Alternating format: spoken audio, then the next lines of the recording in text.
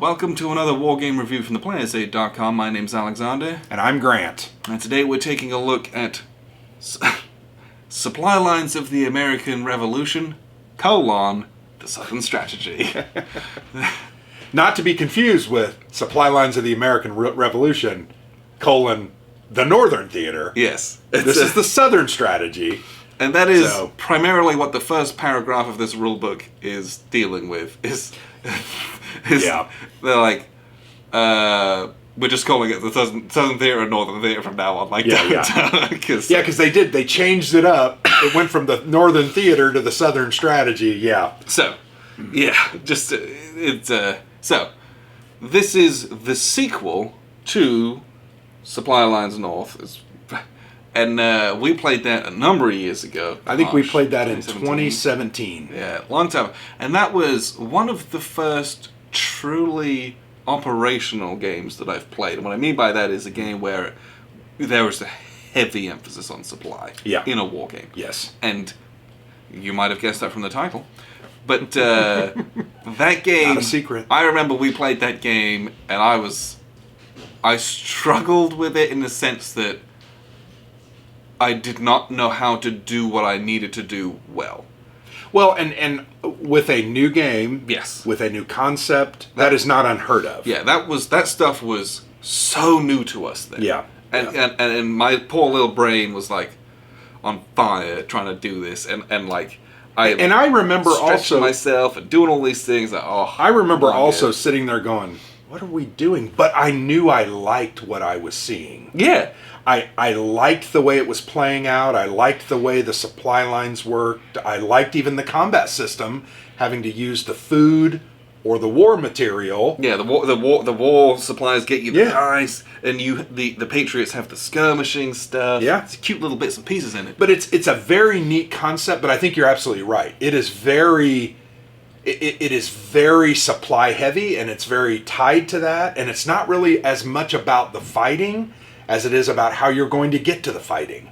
Yeah, well, and... Does that make sense? Yes. And so since then, we played that and it was grand. Since then, we've played a lot of different war games. Yes. And I've learned a lot about what designers try to do in games, and what they're trying to model, what scales of games do. And so we've played this, and I felt so much more comfortable with this. Oh, yeah, I think we actually knew what we were supposed to do and understood the concept way better than we did 4 years ago, 4.5 years ago. That is just a comfort thing on my end, right? Mm-hmm. Like, I've learned so much more about how to conduct warfare, at least in a game sense, so I knew what I was trying to do in this, and so I felt like I got a much richer experience out of this. Mm-hmm. But that's not because this is some amazingly better game. It's because I have become a more experienced player. So, But we had that discussion, though. Yes. Which of these two games do you prefer? And I think both of us said we really preferred this one. But not because of those things. Right. There were other elements that were added to this that I thought made a much more compelling game. Yeah. And really created a lot of opportunities for us to go back and forth at each other in a strategic way, and not necessarily I'm coming at you with my 5 troops and all this supply because I'm going to kick your butt. That's not what this was about. No. You need to look for that one opportunity to have a decisive battle, or to have a decisive skirmish as the Patriots, or for the British to make a mistake, as you did with some of the forts here. Or for you to make a mistake and overstretch yourself. Yep. And there's some really cool stuff in this.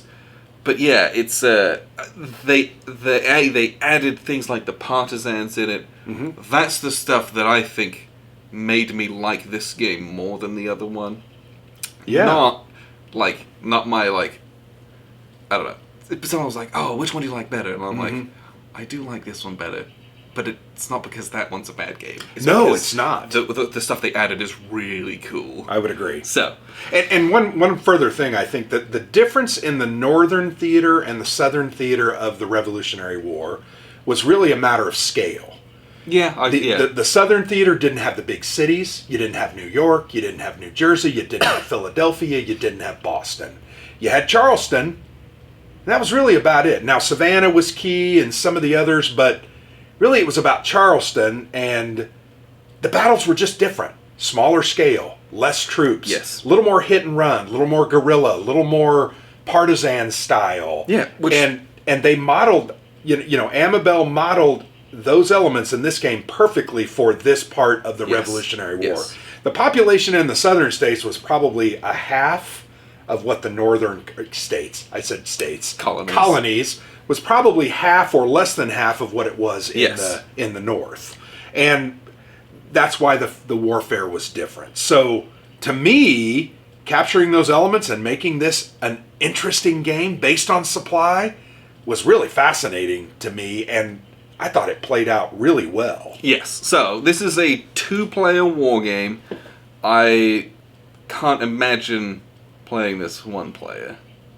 Well, you could do it. There's nothing stopping you, but this game is so engaging because you're trying to outfox and outwit each other and with outguess a move here and a move there. And if you make a mistake, trying to capitalize on that, so you need to have those mistakes in there. It's hard to make mistakes against yourself. Let me give a prime example, and you obviously can't see the board, but there was a situation early on where I foolishly moved one colonial down, hoping to get you to come out because I wanted you to use your supply. Yes. I wanted you to use a bunch of food to try to move out there to destroy me, and ultimately that didn't happen, and I ended up wasting that turn and that guy.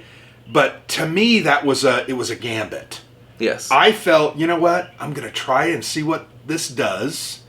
And ultimately, we ended up holding each other at Charleston and Wilmington, North Carolina, because we had good forces there, well stocked and provisioned, ready to lock and load. Well, and I had a really big force. I outnumbered you significantly. I think you had like 3 guys. And you had 5. And I had 5 or 6. 5 or 6. I want to leave a guy there to keep Charleston occupied, so I moved 5 guys out, tons of supplies and this stuff, and then you skirmished me. And I rolled double ones, which is like the perfect result. Yeah, you lost 2 units. 2 of my guys, and as such, when you lose guys, you lose carrying capacity for your supplies. So you lost some supplies. So a couple of my supplies dropped off.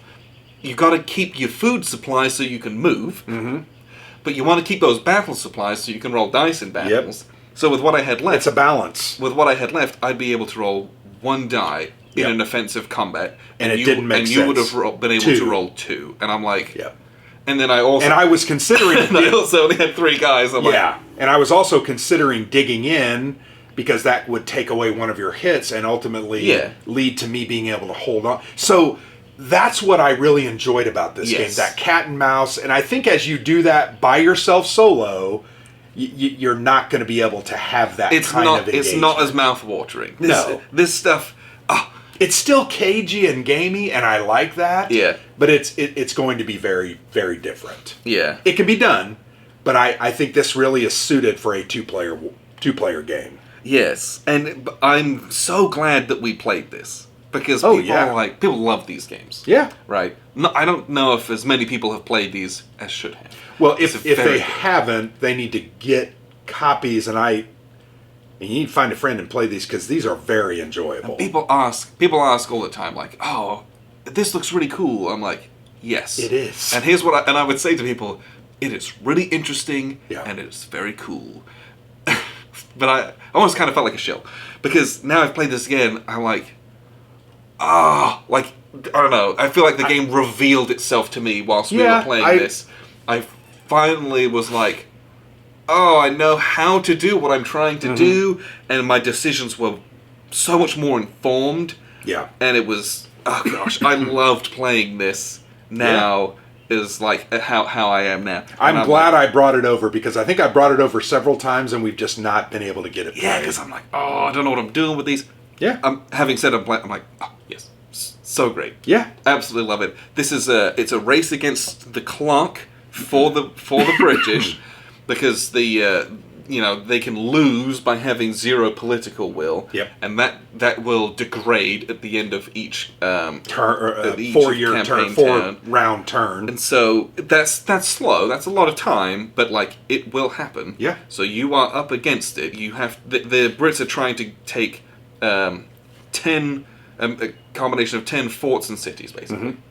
You can do that. And there's only, I think there are 14 on the map. 1, yes. 2, 3, 4, 5, 6, 7, 8, 9, 10, and that 11. sounds absolutely insane. 14. But the very hard to do. The Patriots start with almost nothing on the board. I think I started with 2 troops right next to your big stack, and I was like, what am I supposed to do? So I marched and made them retreat, Yep. took Charleston, and you break off a couple of your units and start marching, taking these forts, and you can swing up to Camden and Charlotte, and then because you're then you get a big stack of units that starts marching south through Yorktown and Norfolk, but it's slow. It's expensive to move. You have to drop guys off as you move to maintain that supply line, which means your front lines get weaker and weaker and weaker. And so do mine as I'm moving north. Like you said, I started off in... Where did I start off? You popped up in Norfolk. So I started with 6 units. 6 units in the lead. That's really strong. I had to... Very strong.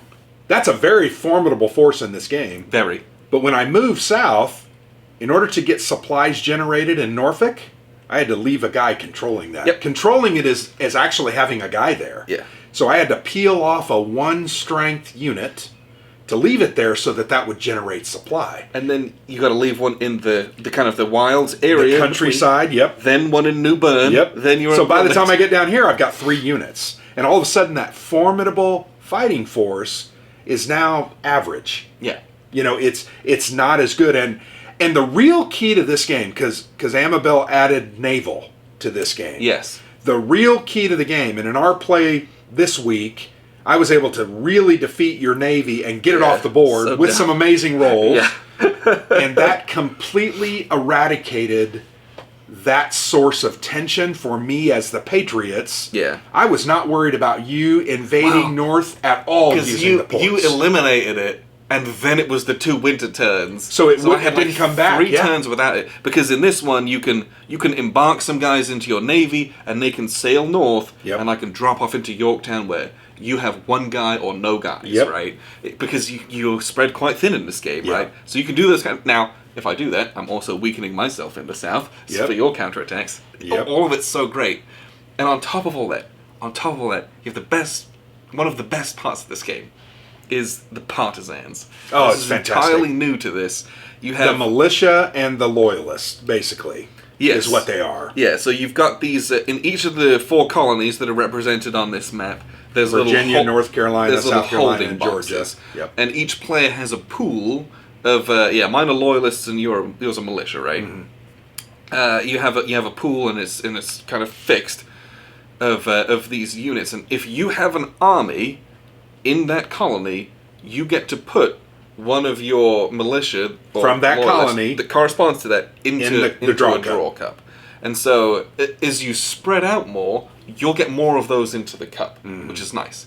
But before you put them in, you draw 3 and only 3 from there. So you got this little cup and you pull one out, and this one it's a Patriot North Carolina. They go into that little North Carolina holding box. You pull out another one. We've got British or Loyalist South Carolina. Put him out, and a third one.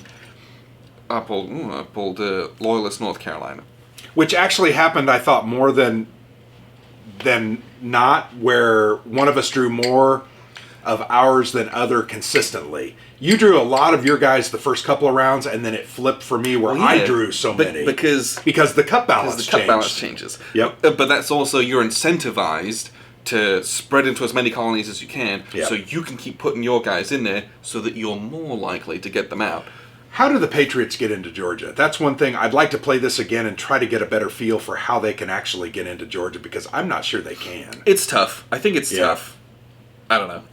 Would it really be a blunder on the British side that would lead something weak where I just don't know how that's going to happen? Maybe sending guys down from Richmond all through the wilderness. I mean, that's insanely expensive to do. But you just don't have the supply to do that. No. I think anyway, if the Patriots are down in Georgia, the game's probably close to being over. Yeah, my guess is that's the case. But, so you put those guys out, and then you seed that cup. Then at the beginning of the next round, when you start doing impulses, you have these limited impulses. The first thing you do is you start taking actions with these little loyalists and militia.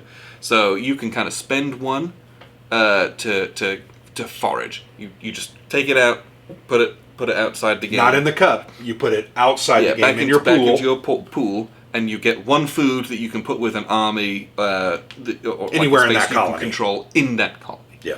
The other things that you can do is the Patriots can do a raid, which is they can spend one to roll a die. You have to roll a 6. But it's modified by the number of remaining militia that you have in that box. Yeah, so early which game, can be hard to do. Early game, not good. Late plus game, one, if maybe you plus leave 2. some guys in there. But that's the toss-up. You're doing nothing there to build up forces. Yeah. So there's a number of turns where I'm just like running rampant. But then you can start picking off the loyalists that I've got holding some of those, or the single army pieces that I've just got, because again, everything's very precarious, everything's very spread out and very thin. They can do that. I can the crown player can spend those guys to put into a place, and they hold it. So I don't have to leave an army. So there. It acts as control. Yeah. And it actually generates a certain amount of supplies. So they generate supplies in the same way an army would, and they're great because they're the locals. They also, if the intervening, like if the adjacent countryside, if the adjacent areas are vacant, they are considered occupied for the purposes of supply. So they're really powerful. Yeah. Because I don't have to leave as many of my army units behind. If I can make a trail of a couple of those holding boxes in like Savannah and Charleston, I can have big armies. And I can race those up. I don't have to leave one guy in these wilderness areas doing absolutely nothing for me. And there was and you can spend 2 to recruit one guy in that one colony. Very expensive, in an area where you already have a guy. Yeah, you can't you can't just pop guy out. So you only pull 3 a turn, so it's very slow to get those. So reinforcements, you ain't getting them. It is slow to get them. So you have to be very careful with your forces, very calculated. And that was why that skirmish attack I had against you that caused you to lose 2 units was absolutely devastating. And I almost feel like that was the kind of the straw that broke the camel's back. That made it where you really couldn't do what you wanted to do and caused your downfall. Without that, I felt like I would have been much more competitive. I was in a very good spot. Yep. When that happened to me, the game became that puts it on a razor's edge. Yeah. Because I then I had to consolidate all my regions perfectly, and then still somehow muster a force to take one away from you, which is very hard. Because you either have to go a long way to take a weak one, which costs a lot of supply, and a lot of time as well, yeah. Or I've got to somehow build up a big force and take this relatively strong one from you, which is just so cool. Rule the waves. And be able to run 2 or 3 guys up here and land in New Bern, where I have one guy, or as you said in Yorktown, where I had nobody. But moving by sea also takes a long time. Very challenging. It's very time, and every time that my stuff's at sea, they're not guarding land, right? It's And the other very interesting thing about this game is, in order to attack, you have to have one of your leaders. Yes. So no stack on the board can ever attack unless they've got a leader. The Patriots have a main leader, and they also have a subordinate. Yeah, you can split off and make a subordinate. Yes. And the Crown has one. The Crown does as well, but you've really only got 2 leaders. So you got to do that in some ways, and then you've got to put pressure on people, because, once again, the reality of these over here, wasn't worried about them at all, because you didn't have a leader. Now, say you had got a leader here in Camden, or I'd have been like, uh-oh, I'm in trouble. And that was what really, I liked that, because I had to look for that element before I really had to start worrying about that. I could focus on other things. Yeah. So there's a lot of that kind of thing in the game. Those partisans are absolutely amazingly good. The Patriots have you have some very powerful abilities. Yes. That whole thing is very good. Very strong. That contiguity for supply lines is amazing. But the Patriots have the Swamp Fox, Francis Marion. When he comes out, I think he comes out in the beginning of turn 2. He goes into the cup. Yeah, he goes into the cup. And he can be drawn. Once he's drawn, he's placed in South Carolina. He will never leave South Carolina. And he counts as one guy there. And he counts as a guy. You also then cannot recruit anymore, so there's a little bit of a drawback. But the benefit is, when I get rid of a guy to forage, or I get rid of 2 guys to get a recruit... You can't recruit when he's there. You're right, you can't. They go into the cup. They go back into the cup. You do forages and raids with those, they go into the cup, not into your pool. Yeah. So it's much easier for them to keep coming back up. Yep. And we discussed this. Me having the majority there for most of the game really hampered what you could do. Yes, so it kind of pinned you. That's the other aspect of this. You can only take these limited kind of partisan actions if you have equal to or greater than not tied the number of opposing. You can do it with tied. Yeah, but not when you're under. So currently you have like 2 or 3 in there, which is a lot. I've got 2 guys in there. I can't use them to recruit because I've got fewer partisans than you. So as desperately as I want to turn those 2 into a guy, can't do it. Well, and it was funny because every round I kept saying, I'm not touching those guys. They are staying there because they're gaining me that advantage, keeping you from getting a guy. Because I always felt like if you could get one more guy, it was over. So that was very interesting. That choice I made to not do anything else with those partisans was... Now, I started to focus on some of these guys up here, and I recruited a little bit. Yeah, you recruit for the guys on the north. I started to feel a little better about it. And that's what makes this game. Those partisans really are very, very, very good. The extra level that they add to this is fantastic. It really stands out. And really, I think, makes a very good game almost great. Yeah. Not almost great. I think it is great. Yes. Okay. For this style of game, it is great. What I'll do is I'll show you how this works and show you the board and somehow all this stuff looks. And then we'll wrap up with some final thoughts. So here's a look at the map, and it's a smaller map, 17 by 22, I believe, and I do have it under a little plexi because these the maps that are printed by Blue Panther tend to have a little bit of bend in them because they're made of quite a stiff card. So we got it under there, but this is what the game's going to look like, especially in the mid to late games. Well, it can go kind of one way or the other, but early game. I think the British start off with like 1 stack in Savannah, and the Patriots have like 2 strength points of units here, and that's it. There's like almost nothing else on the board. So the game state grows as you do stuff to it. You don't naturally start off with all these stockpiles of things. That's just not how this theater of the war was. So basically, a turn structure is that you'll generate supplies, which are these green and wooden colored cubes. Green is food. Wooden, the plain brown wooden ones, they are considered war supplies, so it's things like ammunition, heavy weapons, things like that. And obviously food is food, right? Supplies, rations for the armies to march on. So you generate supplies. Everywhere that you have an army that's in a city, and the cities are these kind of brownish red ones that are named. The yellow ones are forts. They don't generate supplies. They can hold them, but they can't generate them. Anywhere where you have an army, or if you're the British, you have these loyalists, those generate 1 food and 1 war supply. There is like one other exception to that, and you have to meet certain criteria. So you have to have vacant, empty areas next to those. It's where they gather food from, things like that. And if you've got these vacant areas, and that you'll notice these series of boxes down here, you have the majority. So the British are the only ones that have anything in Georgia. They have the majority of these are partisans. In the Georgia box, you generate an extra wood. As the local populace is supporting you, helping the war effort, basically. I got 2 armies that can generate in Camden and Charleston, so they get 1 and 1 each, or 1 and 1 each. But I can't get that extra food in either of those because I don't have the majority of the partisans over there. Conversely, up here in Richmond, Virginia, and in Norfolk, the Patriots do have a majority, so they're going to get 2 food and 1 war supply in each of Norfolk and Richmond. And you get those up to a limit. So each city, and also each fort, can hold 8 supplies. And it can be a mix and match of any kind, but food is always generated before war supplies. So if you're at your limit, like here in New Bern, and you were if you had an extra Patriot here, and you were to generate 2 food and 1 war supply, you get the 2 food first, then it caps out at 8, and you don't get that war supply. So you have to be really careful about how much of what you store based on what you think your future income is going to be in areas. So you generate the supplies in all the cities. That's the first thing you do each turn.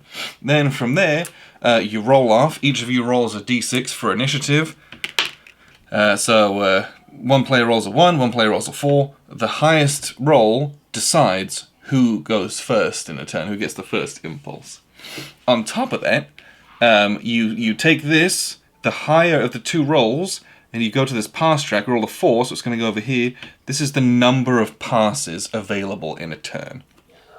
And passes are used, obviously, to kind of delay what you're going to do. You don't want to delay too soon or inopportunely, because if I pass, to try to do something strategic to kind of wait you out, then they pass, the game's immediately, the turn over, and it goes to 0. Or I can pass, you might do a thing, and then it spends a pass to do a pass. You only have a limited number of those, it's interesting because there's only so much that you can do, and we'll get to that in a second. But you can spend a pass to kind of delay what you're going to do, see what they do, then you might take another turn as well, but you can only do that a certain number of times. Again, if it naturally hits 0 because you've passed a number of times, then the impulse phase ends. So impulses, you go back and forth. The one player does one thing, the second player does a thing.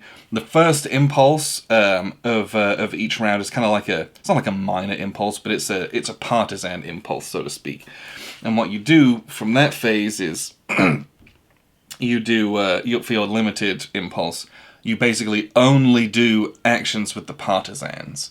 After each of you have your first impulses, I do that, and then the other player gets to do one of those. After that, you now can then start moving your actual armies and stuff. You can still do the limited ones after that, but the first ones, it just incentivizes you to please don't forget this. This stuff's quite important, basically. So with the partisans, what you can do is there's a number of things that you can do. You can spend 1 partisan to forage. You spend them, they go away, and you get 1 food in a city in which you have an army, basically. So you can choose to do that.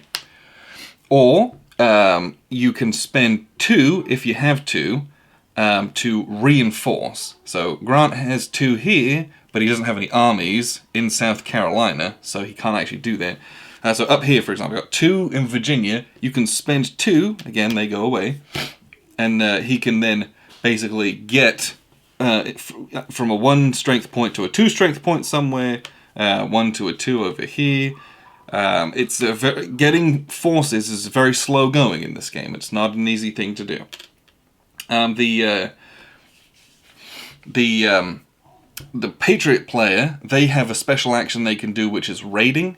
They can spend 1 to do a raid, and they pick an area that has either a loyalist or an army which has only 1 or 2 strength points and no leaders, and they roll a d6, and on a 6 they do a damage. Oh my goodness, I can't believe I rolled that. That was amazing. So if you roll a 6, you pick your target, roll the dice, you eliminate this, and that's really, really strong, especially for eliminating the loyalists. Or you can do a damage to an army. It's like a little raid. It's expensive because getting these guys out can be quite hard, and it's quite unpredictable as well, but you can do that. And the only time this is modified is you roll a die and you get a modifier for each partisan you have left in this box. So this is, you get a +1, so on a 5 or 6 you can do it. But if you're spending from here, it's literally just a straight die roll and you need a 6. So it's pretty risky. You want to wait till you got a couple guys maybe to give that a go, unless you're really desperate. And then the loyalists, their little special action is they can spend a guy to place them out on the board as these. It's a hold action. The loyalists are holding these areas, and the Patriots can't do that, for example. So this is a way for the loyalists to kind of spread their influence. And that's part of the focus of the game, is the British, in this instance, basically need to take a good chunk of the map. They need to control 10 areas, and you just, with doing that with only your military forces is very hard. So these are used to kind of hold them, that's what the action's called. But again, these are quite susceptible to those raids and bits and pieces, so it's still a little bit precarious. You gotta be careful with what you do with those. So that's those limited actions. Once you do one each of those at most, or you can pass, and it doesn't cost a pass in that first limited impulse. After that, you start exchanging regular impulses. You can either do these actions, or you can start moving your armies around. And your armies, like this guy, has 4 units. It costs 1 food, and you can move 1 space. And you can carry a number of supplies up to how many strength points you have plus 1. So we spent 1, and they can bring 4. They could bring 5 if I had another one, but I don't have another one there. So every time you move, you have to spend food. Every time you do attacks, you're also it's kind of like a move action. You spend food to move adjacent and do an attack. At which point you then spend your war supplies to exchange them for a number of dice you're going to roll in the combat. So this is why it's called Supply Lines of the American Revolution, because these supplies are really, really, really important. What you'd want to do is, before any impulse or during any impulse, you can ferry these supplies around your supply lines. For the Patriots, their supply lines are just adjacent areas where they have guys. So if this dude wants to activate, he can spend a supply to kind of move. And he's got 3 guys, so earn costs 1, and he can bring along 4 supplies. So he can kind of do that. But now this supply line's broken. These cannot get any more supplies. You don't generate supplies out in this little green wilderness space, basically. So do you leave a guy behind? I'm now weaker, but the next time I want to activate these guys, I can kind of send this all the way down here. Then I can spend this one, and then I can do some actions. But again, you're then limited by the number of the number of things you can carry. They can only carry 3 at that point, which you're overstacked. You've got to start throwing them away. It's very, very, very interesting. And if you've never played one of these before, it was a little bit to get our head around when we played the Northern Strategy. Having played that one and now this one, I feel much more comfortable with this. But it's a very delicate system. You got to keep your supply lines intact, and you can't. It's like impossible to overcommit. If you overcommit, you just run out of supplies and you're stuck there. At which point the American player or the Patriot player has a little skirmish action where they can just send a couple guys out to roll an unopposed die. It's hard to do, but you hit on 1s and 2s as the Patriot, so it's not the best odds, but if they can plink a couple wounds off you, it's a big deal, because the only way to get reinforcements is through these partisan actions. We got to spend 2, and you get 1, and these come out very slowly. Yes, but it's a game of moving areas, leaving guys behind, trying to take spaces. Brits have to take 10, and then they'll be able to win. If the Patriots ever capture the British leader, they win. Or if this political will ever gets to 0, the Patriots win. Or if you can get it all the way up to 9, which is very difficult, the Crown's going to win in that instance as well. And a battle is simply, if a battle is fought in an area and there's 2 armies, you just spend as many of those war cubes as you either have or you have and want to commit, and you get 1 die for each. The Patriots hit on a 1 and 2, so that's 2 misses. The Crown hits on a 1 through 3 because they're better trained, I guess. So 2 misses. It's not easy to kill people, and you're rarely going to kill people outright. But if you do, you get victory points for that kind of thing. You get the political will track's going to move, which is also good. When you're attacking towns or forts, the attacker exchanges their war supplies at a 2-to-1 or a 1-to-2, 2-to-1 ratio. So if you have 4, you're only going to get 2 dice, but the defender's going to get 4 dice. So again, it's very, very difficult. If you've got a big stack in these areas, it can be really hard to take those. So you're incentivized to do little skirmishes, try and get people to split their forces around, to spread them thin, and you might have better success that way. But conversely, stretching yourself really thin means your supply lines are a bit more precarious, and so it can be harder to keep guys kind of active and being able to be proactive in what they're doing. The other options that you have are, there's a couple naval counters. Both of ours died. It was embarrassing. The Crown player can use that to transport guys from port to port, so you can kind of swing round and take Yorktown. Hard to do that, and if there's the opposing navy, you can block people from doing those kind of things or take each other out, and it can be pretty nasty. But that is an option that you have. And there's a defensive action called Dug In. You can dig yourself in, get a little Dug In counter, and you basically ignore the first hit that's rolled against these guys, but they cannot do anything. So you spend 1 and 1 to do that. This stack is now basically inactive for the whole turn. They're only a defensive force. You can't then go and march out and do anything. So you have to be opportune about when you're doing that, or do you dig in these little guys so they're a bit more protected? There's a lot of neat stuff in it. Now the partisans, you do all your actions, all your impulses. Once it's over, what you do is you pick 3 of these. So you pick 1, and Virginia goes in Virginia. So now it's like Virginia's like stacked. And we pick another one, another Virginia one, and then we pick another one, and it's North Carolina. So you can see the partisans start getting a really big effect. Now you're starting to say, okay, well, I'm not under any immediate danger here, so I'm going to spend some and get a couple to get this to a 2. I can spend 2 more to get to a 2. You start getting into like really nice reinforcements if you can get those leads. Once you've done that, though, you then put in for each of these areas. So we have, if you have an army in a colony, you get to put one in, and there's a little pool of these off to the side that's limited. So Patriots have one in they have an army somewhere in Virginia. So they take a Virginia one and they put it into the cup. I have one in Guilford. They have one here. So we both put a North Carolina one in there. So we both put those in there. So you seed the cup in that way after you draw 3, but 3 come out. It's only ever 3 in any given turn that come out. You can put more in there. It's because I'm going to put one from South Carolina, and I'm going to put one from Georgia as well. So you can get 4 or 5, sometimes 6 or 7 in there, but 3's only ever going to come out. And again, your pool is limited to what there is, so all my Georgia ones are out. I might gain one from Georgia, but I don't have any Georgia counters left, so we're kind of full up here, basically. So that's how those work. This is a really, really fun part of the game, and it's a new addition from the Northern strategy. I really, really like it, and it just adds an extra layer of this game, which once you've figured this out and how to actually conduct combat, it's not just move and fight. Your supplies are how you do things. It's really important.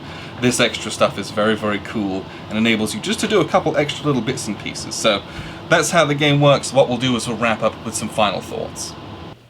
So that was a look at the map and how all these mechanics work. This extra added layer really elevates it. Like, as much as the Northern Theater is like quintessential American Revolution stuff and the stuff that people like love and know, I think this is a better game. Yeah, I would agree with you in that regard. It's not like, oh, the other one's bad. It's a good game. No, the other one's fantastic. Like, the extra stuff is really good. Really enjoyable. Really, to me, it is a different scale of a game. This one than the other one. I also feel like it really is a deeper game, for lack of a better word. I know it adds that extra dimension that just broadens the appeal of this game because it adds so many interesting elements. I love the Northern Theater. It was fantastic trying to defend that line of forts, from Fort Ticonderoga all the way. Yeah, I remember coming all the way down from Quebec and setting up those lines, and then I kind of like lost my momentum. I had no idea what I was doing. I can't remember which fort it was, but it came down to one decisive battle, and it's like, I think I beat you, stole your supplies, and then it was like you could never recover. Yeah, I had so few guys. Yeah, and I think I'd messed up my supply line up in the north as well, which I didn't realize that I'd done. And I think you did that pretty early, if I remember correctly. Yeah, and that's one of these things, right? An early mistake can punish you. Absolutely hose you. This is like I said, it's quite a delicate game. Mm-hmm. You can, the first time you play this, you're probably going to mess it up. Yeah. Honestly, you probably will. And, but once you start getting, that second, third play, once you start getting beyond that, it's just so good. Well, and it is so good, but there is a lot of different strategy to it. I after we've played, I've sat here and looked at the board, I've thought about it, and I'm like, I could have done this. I could have taken Camden very early, relied on these guys to come down, not have fought you here, but actually have retreated, gone to Camden, and man, that creates a very formidable bottleneck right in the middle of the state. Yeah. And really would have changed the game because I would have got more partisans in South Carolina more quickly. Just some of those things were very interesting. Yeah, I made a choice early on in this game to move a guy from Augusta to Fort Granby. And that was a mistake. Yep. It was because what it did is it means that I was stuck in the middle. I had to go west to 96. Yep. Then come back. Then back to Granby. Yeah. Then over to Fort Watson. It becomes a circuitous route that you went rather than very inefficient. And this is a game of efficiencies. You wanted to be point A to point B. What's the fastest way? Boom. Yeah, I should have done it. I should have done a Z. Yep. And I didn't do it. Yep. And I think that's going to change the game the next time, though. But I think that's what this game is, mm-hmm. and this is why your first play might be a little bit rough. This is a game where you need to play it efficiently and effectively. Yeah. And the first time you do that, it's hard to see what that stuff is. Oh, yeah. You'll make some mistakes and be like, yes, well, I realized that. Many games are like that. I mean, you play it, you realize, oh, this is how I really should have scored victory points, or I should have done this. I think this one's even on an extra... because of how tenuous everything is. Yeah. It's just that much more important than some of those. Well, and I also think with those partisans... When I started raiding near the end of like maybe the third turn, I began to realize how powerful that was. Yep. Because I was able to not only, I could take supplies from you, break the supply line. Yeah, break a supply line. I could make you lose a partisan. I mean, man, I would have not done some of the other actions I did with them and saved it for those more key actions. Yeah. So to me, that's the sign of a good game, that you're going to kind of learn through various plays and develop some strategies. Now, my other question would be, does this game then become deterministic? Almost as if I've got to do this, and this, or the game is destroyed. Do you think that, you don't think it's going to become that way? No, I honestly don't. Because, so for example, in the northern strategy, I got to come down from the north, down that one particular route, and there's a little fork, and you kind of got to go and take New York and Boston. Right? Mm-hmm. You kind of got to do those things. This one, I felt like the board, a little more open. The connections are a bit more interesting. Mm-hmm. There's much more choices, and no, I don't think it would be deterministic. Or you have the choice to try new things. Yeah, I think that there is a larger capacity to try things out in this one. Got it. So I don't think there's a lot of strategy opportunities in this section. In South Carolina itself, where these 4 clustered forts together, I think there's a lot of opportunities for the rebels to do some different things there, and also for the Crown to try some different things. Yeah. The thing I do like about the game is you both start with almost nothing on the board. In fact, when we set it up, I remember thinking, there's nothing on the board. Yeah.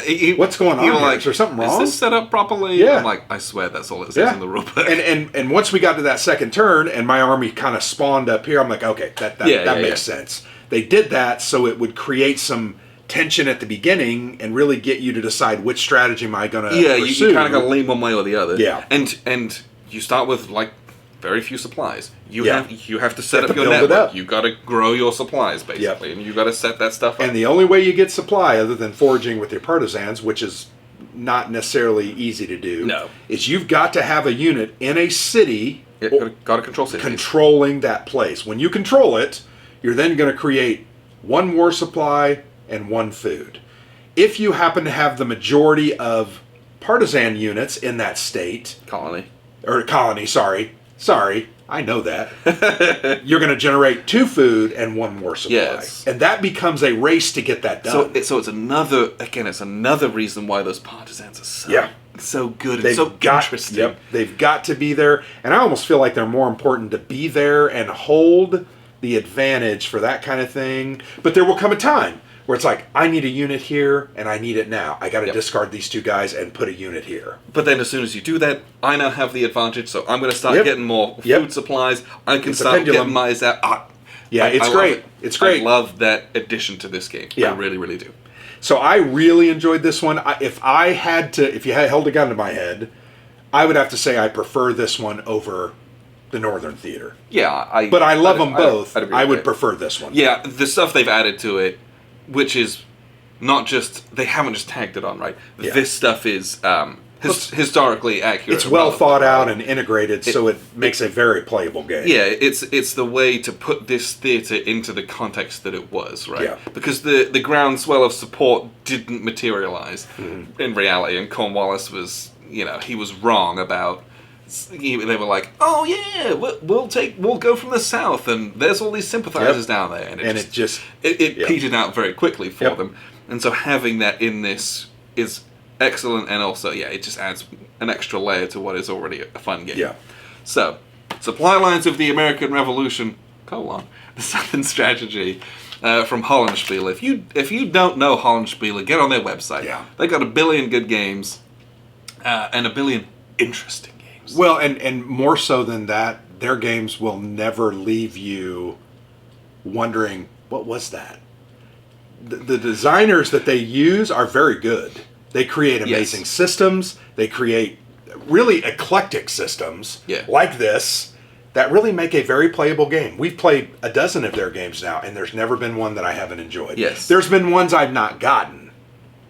Or I don't feel like I've captured the spirit or the strategy of. Yes. I'm thinking of DC Maracas. That game is awesome. I have no idea what I'm doing still. Yeah. We got to play that a rich again, game. That but one is. Man, that game's... But there's so many of the games that they've got that are like this. I love these games. I'm so glad that I have these games in my collection. You know what I want? Supply Lines of the Dinosaur Revolution. Yeah. Yeah, that'd be fun. That'd be fun. But yes, check out their website. They got a ton of stuff on there. These Supply Lines games, they are unlike any game you've ever played. Yeah. Unlike any war game you've ever played. And so, I know... If you're an OCS fan, you're going to get this. It's a different style of supply. Entirely different from it. It's still that concept of supply, but it's so different that it doesn't even compare. And I know a lot of you guys love American Revolutionary War games. Like, this is something that I think that you should check out. It's a paradigm shift from the typical war games that you do play in a very nice and refreshing and interesting way. Agreed. So, check this out. Appreciate you guys tuning in. I've been Alexander from theplayersaid.com. And I'm Grant.